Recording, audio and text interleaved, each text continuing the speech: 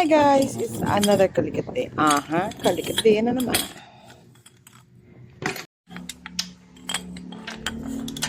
Lumuhod nga, ngayon mo na yung natin. Kaya hawakan, igutin mo yung sapo.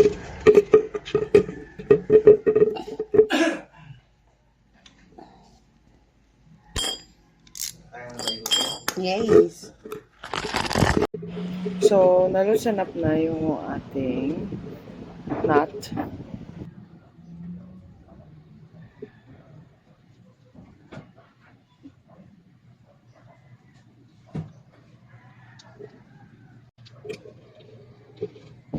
So, i-drain lang natin siya hanggang wala na talagang matira.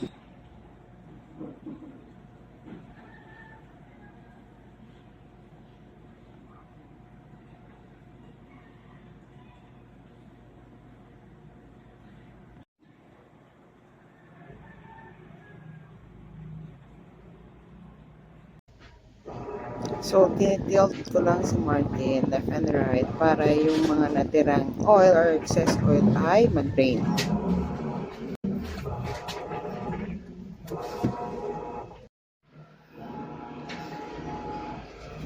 Ugaliin din na punasan yung mga nut sa yung pinaka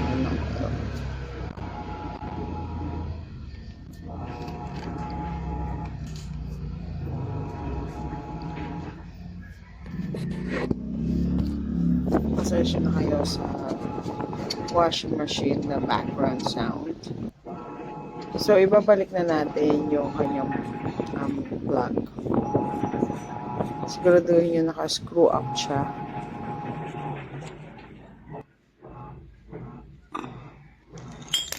Then, mamaya natin ita-tighten up siya. So, para hindi mo kailangan tight. Saka tama yung plug nyo para hindi or ma-prevent yung pag lost thread ng inyong drain plug.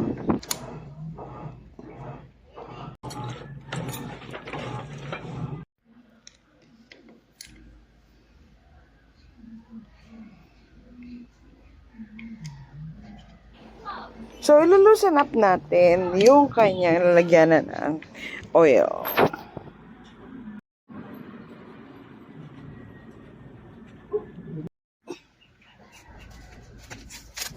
So, pag loosen up na, ugaliin po natin punasan.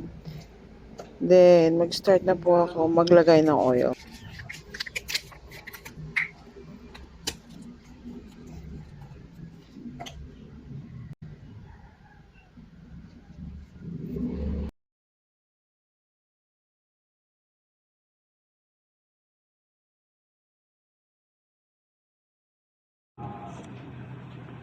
Ay, ito na, dulo pala. Sayang.